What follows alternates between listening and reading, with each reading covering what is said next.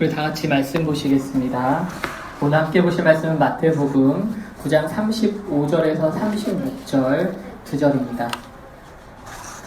마태복음 9장 35절에서 36절 다 찾으신 줄 알고 한 목소리로 같이 읽겠습니다. 시작. 예수께서 모든 도시와 마을에 두루 다니사 그들의 회당에서 가르치시며 천국 복음을 전파하시며 모든 병과 모든 약한 것을 고치시니라. 무리를 보시고 불쌍히 여기시니 이는 그들이 목자 없는 양과 같이 고생하며 기진함이라. 아멘. 주중에 제가 도청 쪽 방향으로 좀 갈 일이 있었습니다. 평소 같으면 큰 길로 다닐 텐데 그날따라 조금 안 가던 길로 이게 도청 잔디하고 도청 쪽 그 사이로 어떻게 가게 됐어요. 근데 그 안에도 이 현수막을 건 데가 있더라고요. 우리 길가에 있는 현수막 많이 보셨죠? 거기 보면 여러 가지 뭐 광고나 뭐 내용들이 적혀 있는데 거기는 현수막을 그냥 우연히 지나가서 보다가 눈에 띄는 게 하나 있었습니다.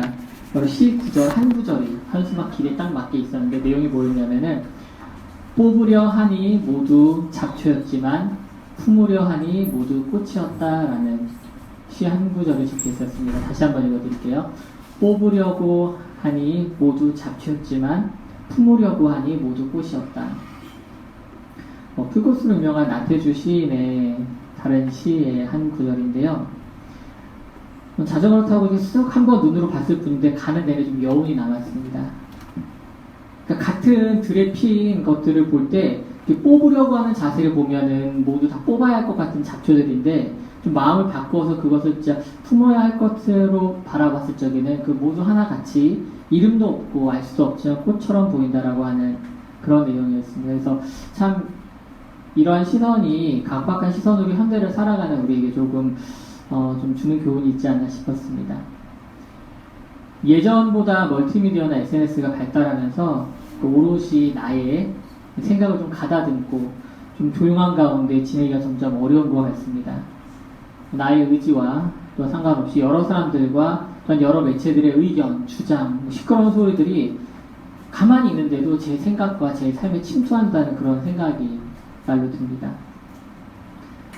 그 중에는 이제 익명성을 이용해서 가면을 쓰고 아주 날선 글로 물차별로 베고 찌르고 하는 그런 경우가 오가 지나치는 경우를 인터넷에서 심심치 않게 봅니다. 그런 사람들은 세상에는 자기하고 기준이나 생각이 좀 다른 사람들이 있다는 것자를 부정하는 겁니다. 그저 나와 다른 게 틀린 거라고 단정을 지어서 삶을 살아가는 거죠. 그래서 그들에게는 나와 같은 생각을 가지지 않는 사람들은 모두 뽑아버려야 할 잡초이고 물리쳐야 할 적군일 뿐입니다. 더 안타까운 것은 이러한 자세와 시선을 가진 사람들이 교회 내에도 존재한다는 것입니다. 스스로를 고결하고 또한 주님 앞에 순전한 성도로 생각하고 나와 다른 사람, 나의 기준치에 미치지 못한 성도들을 정죄할 뿐 아니라 스스로를 높이는 사람이 있다는 겁니다. 지난주에 기독교 관련 몇 가지 이슈들이 있었는데 뉴스룸, JTBC 뉴스룸 손석희 앵커가 인터뷰 중에 이렇게 시작하는 말이 있더라고요. 교회가 세상을 이제 걱정하는 게 아니라 세상이 교회를 걱정하는 문제가 생겼다라고 그런 세상이 됐다라고 말을 하더라고요. 그런 내용을 들으면서 저는 저지난주죠. 한 대형교회 부목사님의 설교가 불러온 상황이 기억이 났습니다. 분당의 한 대형교회 부목사님께서 수요일날 설교를 하셨어요. 제목은 지적질인가 거룩한 분노인가 였습니다. 제목처럼 좀 호기 넘치는 이 목사님의 말씀은 현재 한국교회가 세상에서 왜 제 힘을 발휘하지 못하는지 또 어떤 평가를 받고 있는지에 대해서 신랄하게 얘기를 하십니다. 우리의 거룩한 분노를 발휘해야 할 지점에서는 도리어 실패하고 지적질에만 몰두하는 모습이 진짜 예수님이 원하시는, 예수님이 그렇게 행하셨던, 그렇게 살기를 원하는 그리스도의 모습인가라고 하는 모습을 되돌아보자는 그런 말씀이었습니다. 근데 그런 중간중간 이야기 중에 한 꼭지로 어렵게 얘기 꺼내신 게 바로 이 동성애에 관한 이야기였습니다. 핵심은 그거였습니다. 성경에서 다루는 수많은 죄악 중에 사실 동성애라고 하는 죄악보다 10배 이상 더 많이 언급되는 죄가 있는데 그게 바로 탐욕입니다. 욕심을 부리는 거죠. 근데 우리가 사실은 탐욕에 대해서는 그렇게까지 분노하지 않으면서 동성의 문제에 대해서만 유난히 지적하는 그런 현상을 다시 한번 생각해 봐야 되지 않냐는 것이었습니다. 그렇다고 구 목사님은 동성애를 옹호한다거나 또는 그것이 문제가 없다고 하지 않으셨습니다. 분명히 하나님의 창조 질서에 어긋난 일이고 죄라는 것을 분명히 말씀하셨습니다. 저 역시 그 부분에 대해서 동의합니다. 그 목사님은 이제 수만 명의 성도들과 함께 하시는 부목사님이고, 또한 이제 담임 목사님 역시 교계에서도 되게 인정받으시고, 또한 신망이 두터우신 분이셔서 이 한 꼭지 잠깐 이 이야기를 드러내서 굉장히 문제가 돼가지고 그 교회가 굉장히 시끄럽고, 담임 목사님께서도 설교 시간에 그걸 얘기하실 정도로 굉장히 좀 어려운 일이 있었습니다. 근데 뭐 저는 걱정 안 합니다. 유튜브를 제가 보면은 우리 교회 설교 횟수가 그렇게 많이 올라가질 않아요. 근데 어쨌거나 그 담임 부목사님께서 하시던 설교 중에 더 사실 팩으로 찔렀던 말은 뭐였냐면은 이런 탐욕이나 또는 이성 간의 성문제 이런 것에 대해서는 사실 동성애보다 덜 지적하고 덜 분노를 일으키는 현 시대가 문제라고 했습니다. 왜 그러냐? 잘 생각해보면은 우리가 확률적으로나 사실적으로 동성애와 직접적으로 연관된 사람이 한 숫자 정도 적습니다. 하지만 우리가 탐욕을 부리는 것, 이성 간의 성문제를 일으키는 것, 거짓말을 하는 것, 또한 하나님께서 원하시지 않는 삶을 삶을 사는 어떤 모습에는 우리가 사실 깊숙이 연관되거나 그것과 연결된 사람이 많다는 겁니다. 그러니까 우리 스스로를 지적할 수 없다라고 하는 겁니다. 우리에 대해서 우리가 몸담고 있는 그런 죄악에 대해서 거룩한 분들을 표출하지 못하고 있다라는 그 말씀에 참으로 안타깝고 또한 동감이 됐습니다. 왜 교회가 세상에서 소금의 역할을 못하고 빛의 역할을 못하고 있습니까? 왜 그것에 실패합니까? 이웃을 돌아보라는 말씀보다 자신의 배를 배불리는 교회와 목회자들이 있기 때문 아니겠습니까? 희년의 정신은 다 내다버리고 불법적인 사업 수완을 발휘해서 자신의 지경을 넓히는 장로, 집사, 권사들이 있어서 아닙니까? 성 문제는 또 어떻습니까? 동성애에 대해서는 그렇게 분노를 일으키면서 이성 간의 불륜이나 목회자들의 성적 타락에 대해서는 왜 쉬쉬하는 겁니까? 왜 덮자고, 왜 은혜로 덮자고 넘어가자는 겁니까? 요즘 말로 이게 내로남불이라고 합니다. 남이 하면은 내가 하는 로맨스고 남이 하면은 불륜이라는 거죠. 동성애라고 하는 그것에 다른 문제를 가져놔도 달라질 건 없습니다. 나를 비롯한 많은 그리스도인들이 빠져있는 죄의 문제를 제외하고 무엇을 갖다 놓더라도 우리는 그것을 향해서 더 큰 지적들을 했을 것입니다. 그러나 나와 우리 교회, 우리 한국 기독교가 빠져있는 죄에 대해서는 아마도 거룩한 분노는 접었을 것 같습니다. 우리 교회는 매주 공동 기도 제목으로 하나님 보시기에 올바른 교회가 되길 기도하고 있습니다. 다른 기도 제목은 사실 상황에 따라 변경이 되기도 하지만 이것만은 교회 개척 이후에 바뀌지 않았습니다. 우리가 신앙생활을 하다 보면요, 나도 모르게 귀가 닫히고 눈이 가려워지는 경우가 있습니다. 나의 신앙이 옳고 우리 교회의 방향이 맞고 우리 담임 목사님이 최고라는 생각이 나도 모르게 스며든다는 거죠. 그리고 그 생각이 나의 신앙생활에 대한 행동과 생각 자체를 지배할 때가 있습니다. 모든 기준이 하나님이 되어야 하는데 세상의 기준과 판단에 맞추려고 하고 옆 교회와 비교하려고 하고 어떤 사람의 신앙의 기준에 부합하려고 노력한다는 겁니다. 우리가 마태복음을 통해서 예수님을 바라보는 것은 바로 우리의 가치 판단이 주님의 것에서 벗어나지 않았는지 재조정을 하려고 하는 것입니다. 잘못된 방향으로 설정된 상태에서는 아무리 조준을 잘해도 벗어날 수밖에 없습니다. 제가 공익 출신이라 이런 말씀 드리면 그렇지만 공익도 훈련소 4주 훈련을 받습니다. 거기서 총을 잠깐 잡았습니다. 아주 잠깐. 총기를 나눠주고 사격장에서 이제 실제 사격을 하기 전에 제일 먼저 하는 게 그 0점을 조절하는 겁니다. 사격판을 향해서 3발인가 기억에 쏘고서는 그 표지판을 그 사격판을 가져옵니다. 그래서는 조교가 설명해 주는데 제가 쏜 것을 보면서 제가 쏜 3발이 저는 되게 올바르게 썼다고 생각했거든요, 배운대로. 근데 이게 예를 들어 왼쪽으로 몰려있다 또는 아래로 몰려있다 그러면 이게 조준 자체가 잘못되는 겁니다, 총에. 그래서 그 0점을 올바르게 조절하기 위해서 이 0.5절 다이얼 같은 거 있는데 그걸 돌려서 다시 준비하고 그 다음에 제대로 된 사격을 시작을 합니다. 우리가 아무리 잘한다고 생각하고 또한 우리의 방향이 맞다고 생각해도 그게 실제로 주님 보시기에 조금만 비틀어져 있어도 예수님의 시선에서 조금만 벗어나 있어도 결국 우리가 한다고 하는 그 열심과 방향성이 주님 보시기에는 헛수고가 되는 것입니다. 오늘 본문에서는 마태가 숨가쁘게 따라간 예수님의 사역이 잠시 숨을 고르는 전환기의 부분에 도달했다고 말을 합니다. 그리고 다시 한번 좀 정리를 해줍니다. 어느새 우리 교회도 약 6개월 정도 달려왔습니다. 오늘 말씀을 통해서 예수님의 사역과 시선이 우리 교회는 혹시 벗어나 있지 않는 것인지 하는 그런 되돌아보는 시간이 되었으면 합니다. 그리고 우리가 뽑아내야 할 것과 또한 품어야 할 것에 대해서도 함께 고민하는 그런 시간이 되길 소망합니다. 오늘 본문에서 마태는 그동안 예수님의 사역을 한 줄로 정리합니다. 오늘 본문 말씀은 9장 35절을 다시 한번 보겠습니다. 예수님께서 모든 도시와 마을에 두루 다니사 그들의 회당에서 가르치시며 천국 복음을 전파하시며 모든 병과 모든 약한 것을 고치시니라. 이 구절과 유사한 구절이 예수님께서 본격적인 사역을 시작하시는 4장 말미에 한 번 더 먼저 나옵니다. 4장 23절 말씀을 읽어드리겠습니다.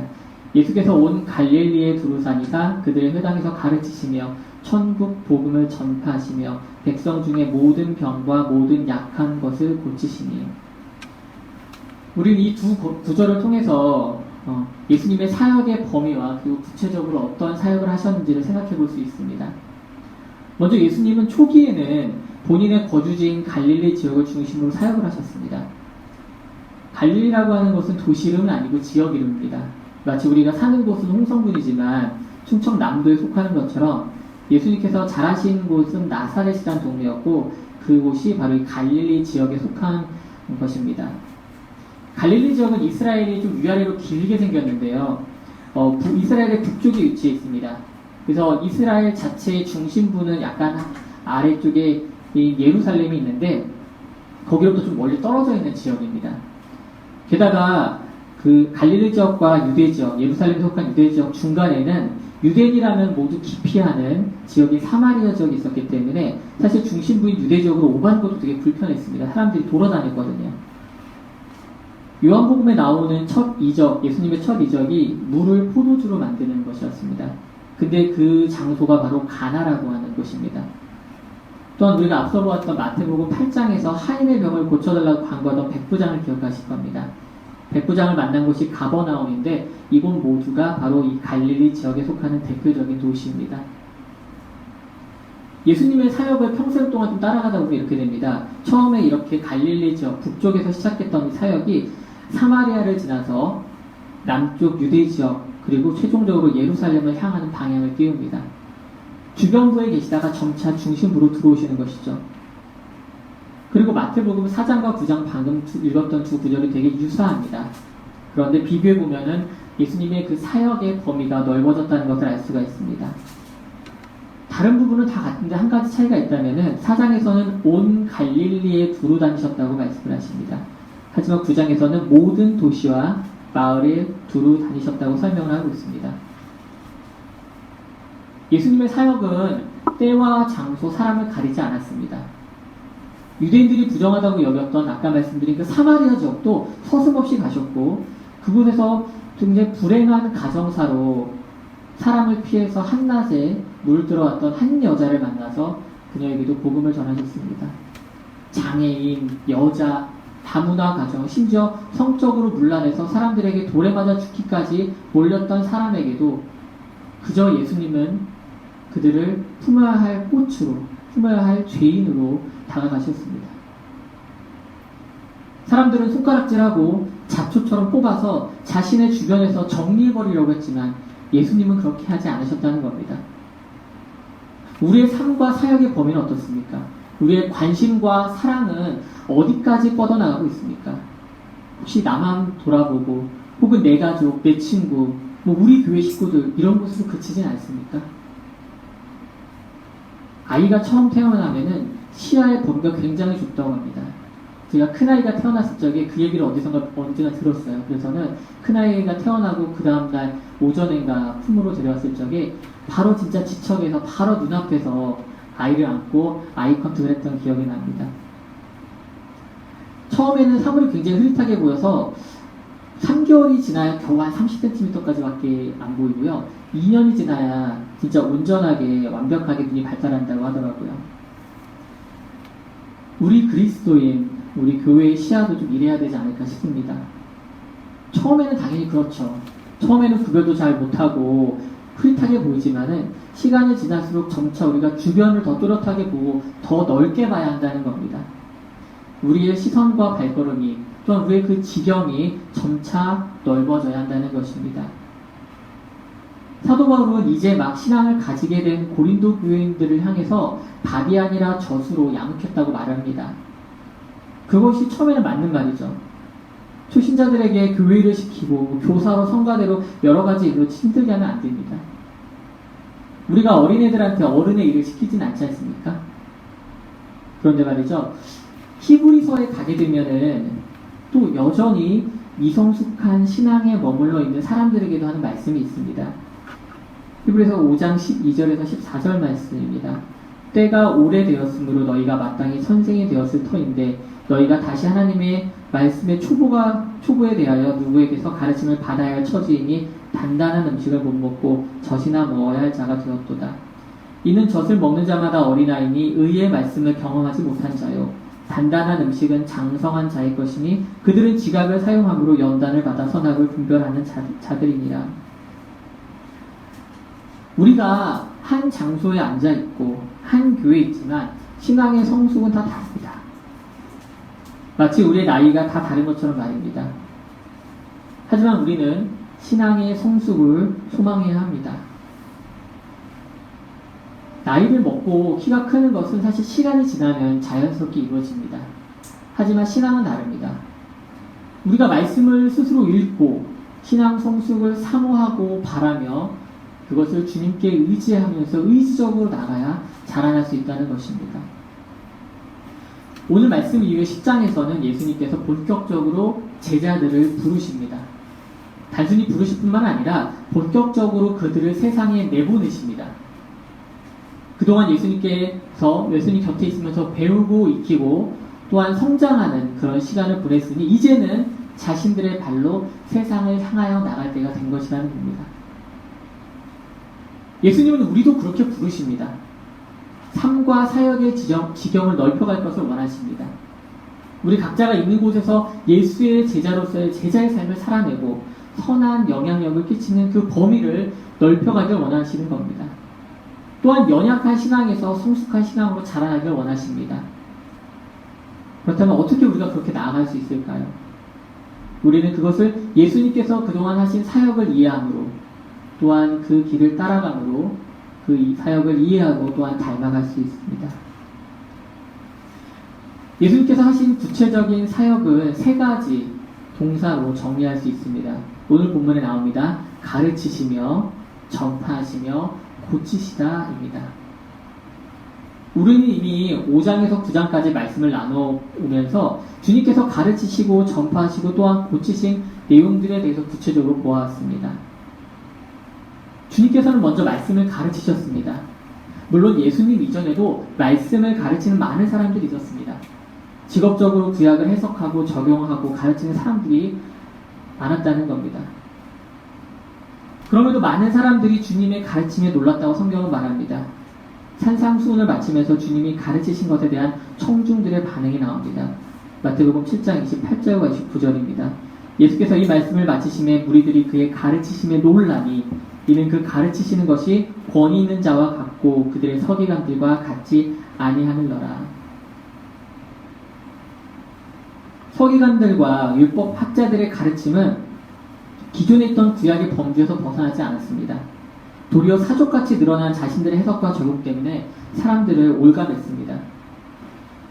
결국 율법을 통해서 자유로워진 것이 아니라 도리어 사람들을 구속하고 그들을 본의 아니게 범법자로 만들어버렸습니다.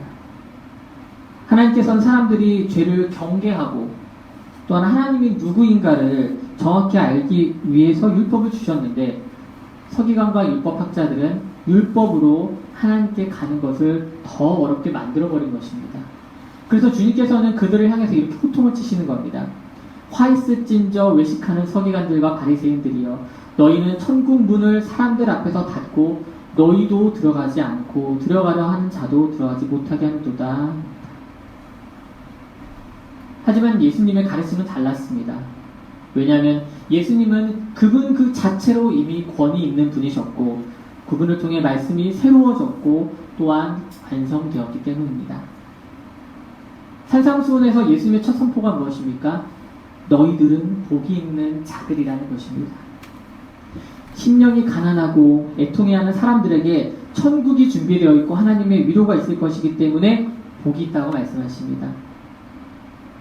율법대로 제사를 드리고 정기적인 기도하고 금식하고 그렇기 때문에 복을 받고 천국에 들어간 것이 아니라 하나님이 원하시는 삶, 즉 온유하고 의에 줄이고 남을 긍휼히 여기고 마음이 청결하며 사람들 사이와 하나님 사이를 화평하게 하는 그 모든 삶의 모습이 주님이 원하시는 진정한 모습이라는 것입니다. 예수님은 이렇게 가르치시고 또한 천국을 전파하셨습니다. 예수님께서 공생애를 시작하시는 장면을 마태는 이렇게 처음에 설명을 합니다. 4장 17절 말씀입니다. 이때부터 예수께서 비로소 전파하여 이르시되 회개하라 천국이 가까이 왔느니라 하시더라. 예수님이 전파하신 것은 회개와 천국이었습니다. 회개는 몇 차례 말씀드린 것처럼 돌이키는 것입니다. 사람들이 옳다고 생각했던 삶의 방식과 방향이 있습니다. 그러나 예수님은 그게 아니라고 말씀하십니다. 바리새인들이 율법 준수와 자기도취에 빠져있을 때 하나님이 원하시는 것은 긍휼이지 제사가 아니라고 말씀하십니다. 너희들의 방향이 잘못됐다. 아니다. 그 방향이 아니다. 말씀하시면서 돌이키라고 예수님께서 말씀하시는 겁니다. 또한 많은 사람들이 일상에서 저지르는 별것 아니라고 생각했던 죄에 대해서도 예수님께서는 돌이키라고 말씀하십니다. 형제에게 화를 내는 것, 음행하는 것, 헛된 맹세를 하는 이런 만연한 죄에서 돌이키라고 예수님께서 말씀하십니다. 왜냐하면 천국이 가까이 왔기 때문입니다. 천국을 가는 것이라고 말씀하지 않으시고 오고 있다고 말씀하십니다. 천국은 우리가 죽어서 가는 곳이라고만 생각하는 분이 혹시 계실지 모르겠습니다만 예수님께서는 천국이 우리 가운데 온다고 분명히 말씀하십니다. 하늘에 계신 우리 아버지의 이름이 사람들을 통해서 거룩히 여김을 받을 때, 하나님의 의가 이 땅에 풍만할 때, 또한 하나님의 뜻을 알고 행하는 자들이 그 지경을 넓힐 때 우리는 곳곳에 하나님의 천국이 세워지고 확장되고 있다는 것을 알아야 합니다. 하나님의 나라, 천국이 임한다는 것은 하늘에서 이루어진 하나님의 뜻이 이 땅에서도 똑같이 이루어지는 상황입니다. 하나님의 나라, 천국의 도래는 또한 심판을 의미합니다. 하나님은 공정한 재판관으로서 죄에 대해서 심판을 하십니다. 그렇기 때문에 우리는 죄에서 돌이켜야만 합니다. 죄에서 돌이킨다는 것, 즉 회개한다는 것은 내가 이끌던 삶에서, 내가 이끌어가던 그 삶에서 주님이 인도하시는 삶에 편승하는 것입니다. 예수님이 나의 삶을 책임져 주시고 구원하시는 분임을 깨닫고 나를 내어 맡기는 것입니다.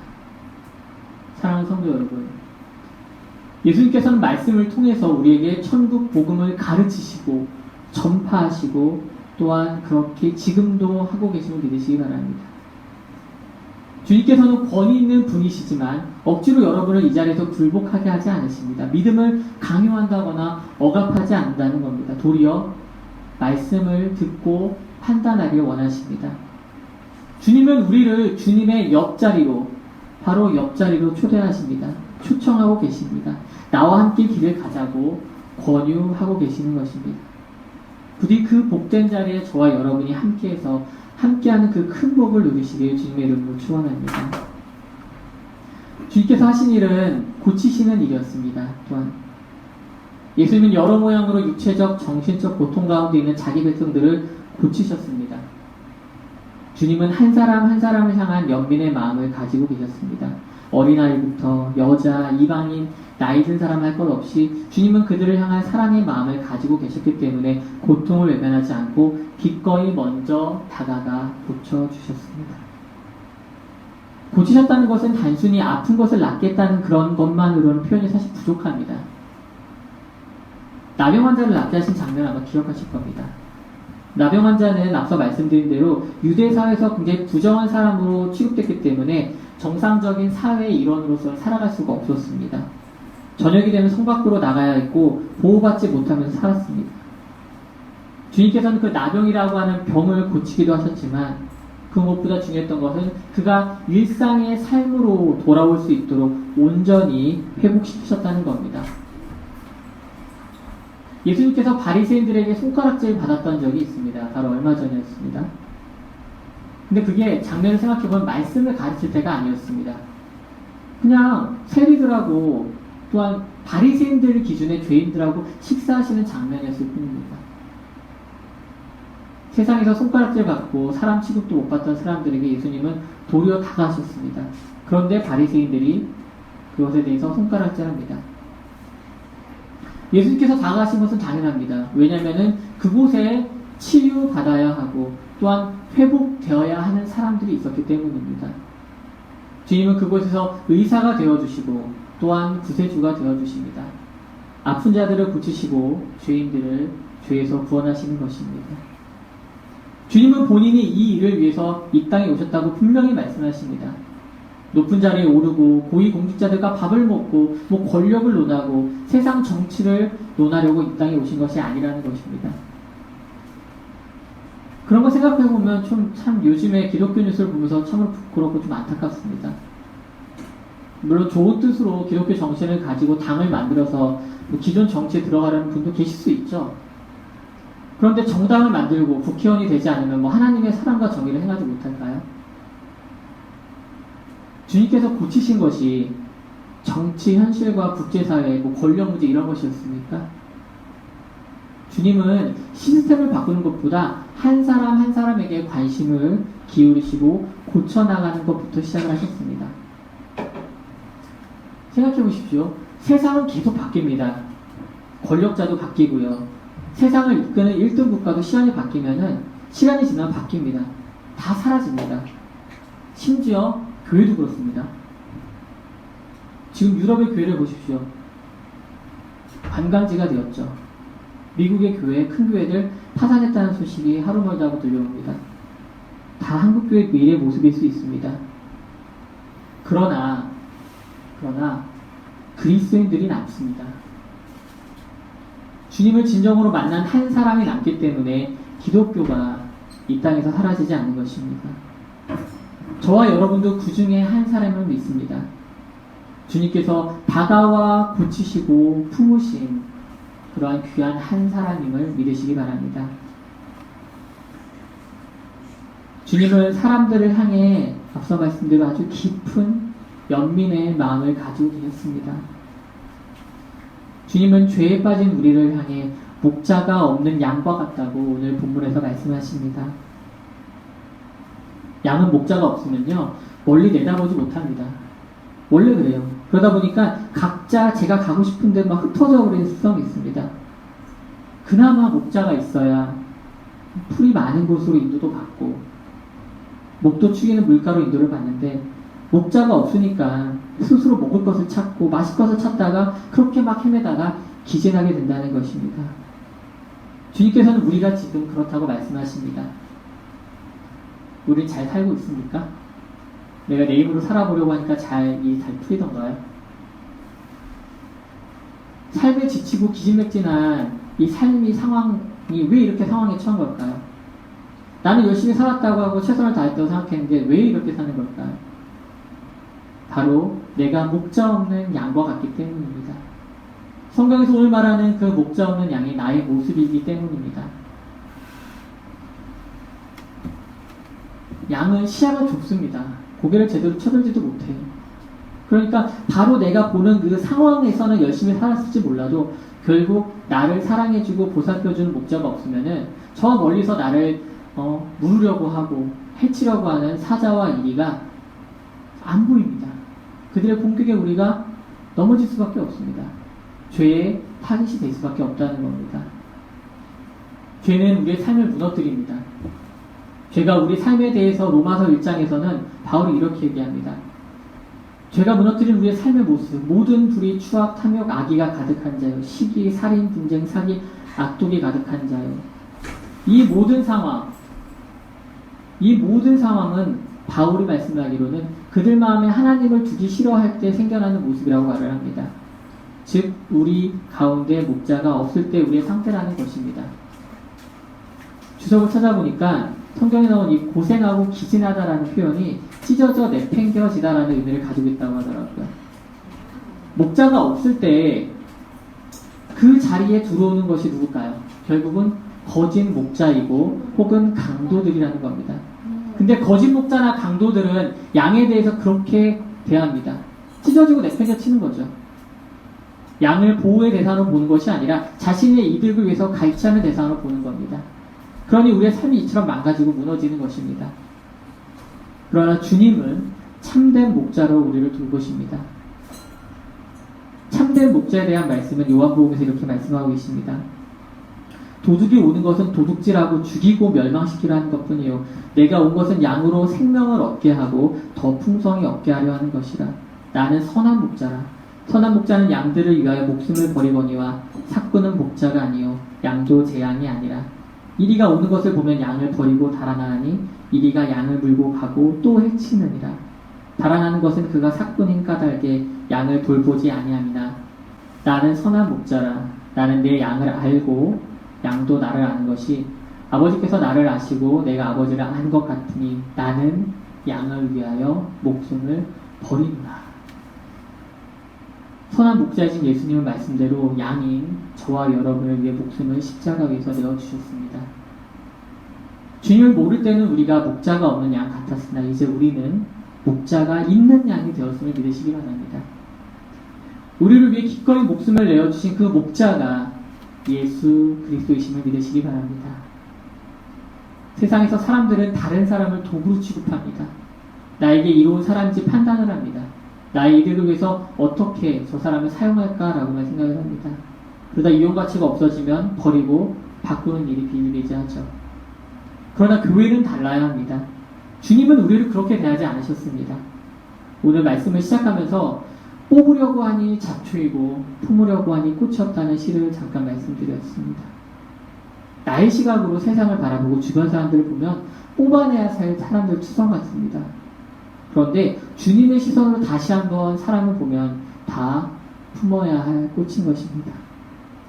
도리어 내 속에 있는 것들 중에 뽑아내야 할 것이 보여야 할 줄로 믿습니다.